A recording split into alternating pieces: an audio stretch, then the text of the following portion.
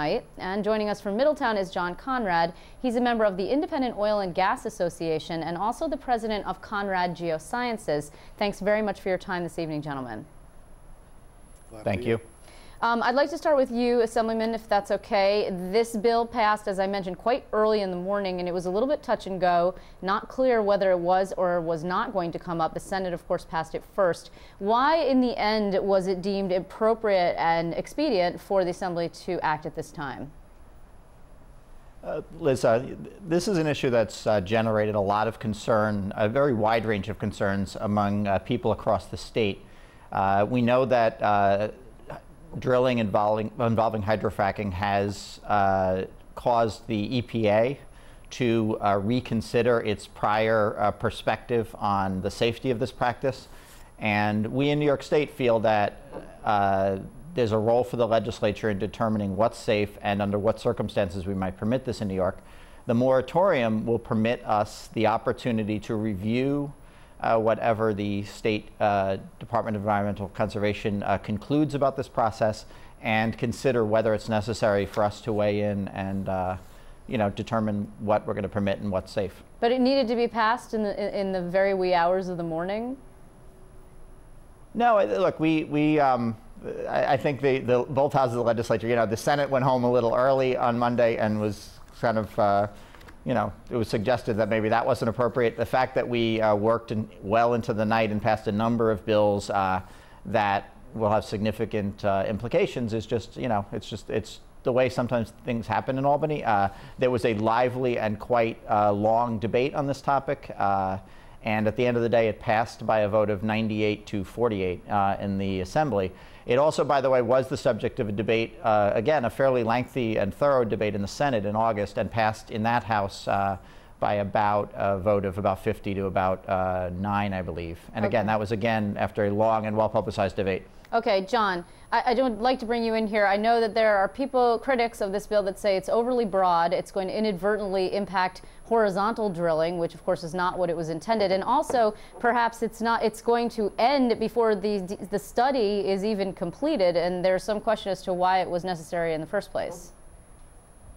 Well, we think it's a bad bill for many reasons, including some of those that you just mentioned.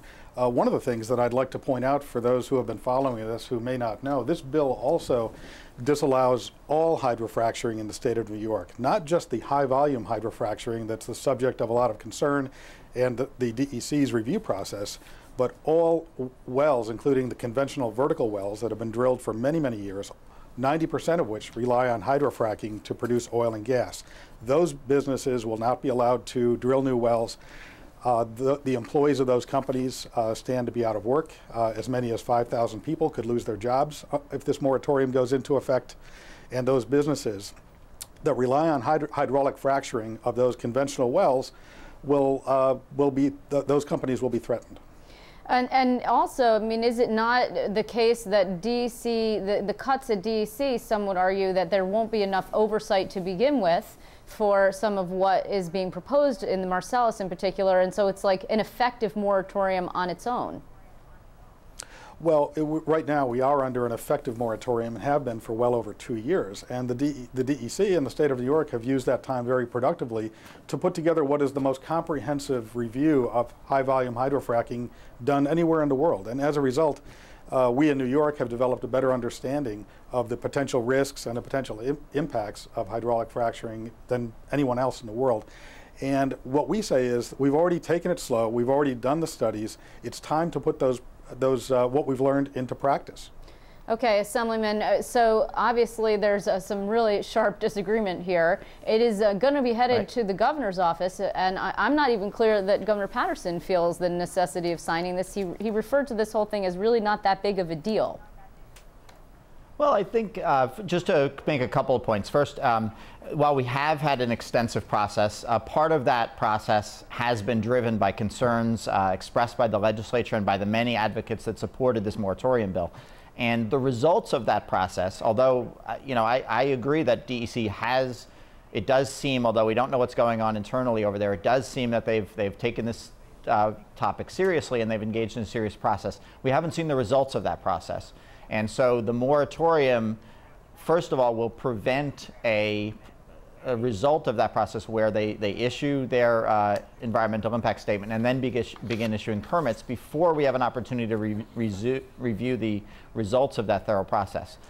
In terms of the governor's perspective, obviously, there are three parties that it takes to enact any piece of legislation. The Senate and the Assembly have spoken. We do hope that the governor will see the wisdom of continuing to be thorough and deliberative about this and give all of us the breathing room we think is necessary to make sure we get the right outcome. And just to respond to, if I may, just one more in terms of your concern about vertical wells.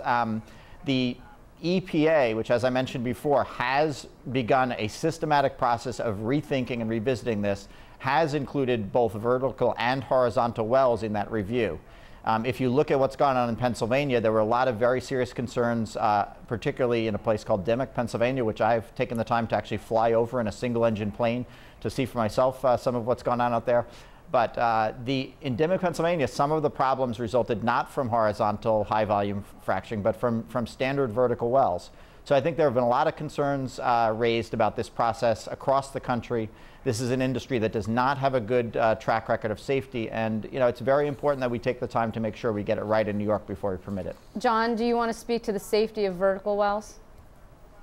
I do. The practice of hydraulic fracturing has been done on wells in New York for 50 years, and the record, contrary to the comment we just heard, is very good as far as environmental safety. During the last 30 years, there have been over 300,000 spills of various kinds reported in the state of New York to the DEC. Only a few dozen of those have been related to gas wells, and none of those have been related to hydraulic fracturing. So there's a very safe track record. We're confident that the EPA study will verify that. And by the way, the DEC already has released the results of its study. The draft generic environmental impact statement was released 14 months ago.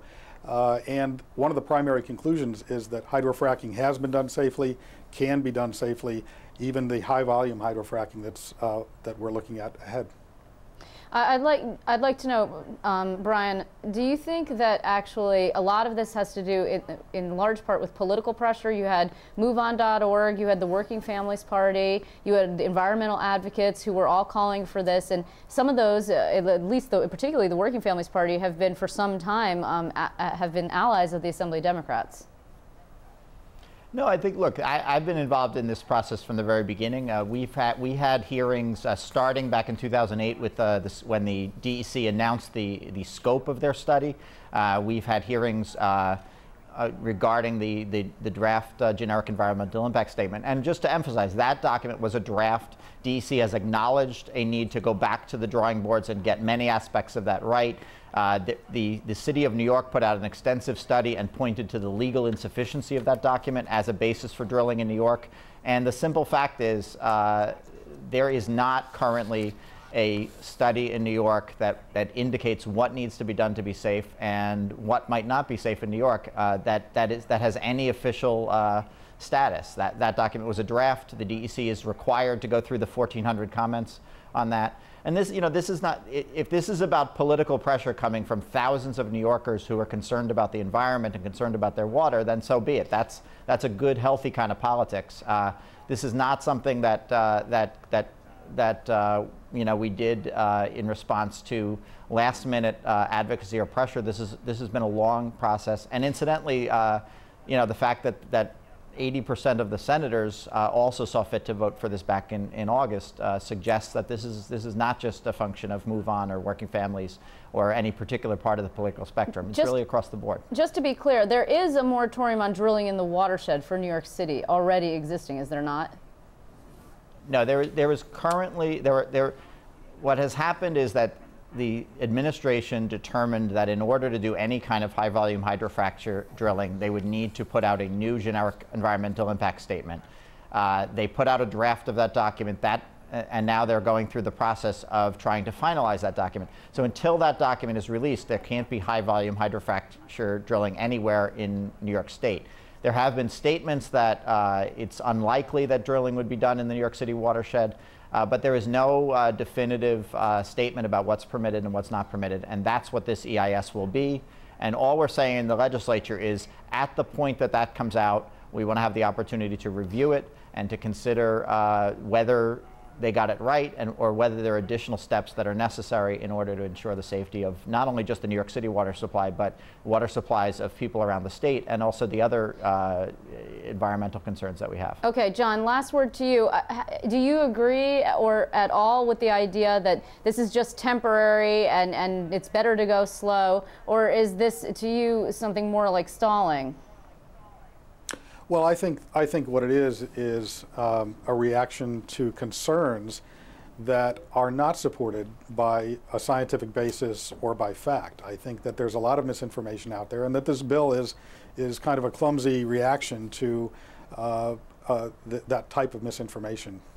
Well, I want to thank you both. Obviously, this issue is not going to go away anytime soon. We're going to be awaiting what Governor Patterson will do, and then, of course, we'll be speaking more about it. In the meantime, I want to thank you, Brian Kavanaugh, Assemblyman from Manhattan, and John Conrad.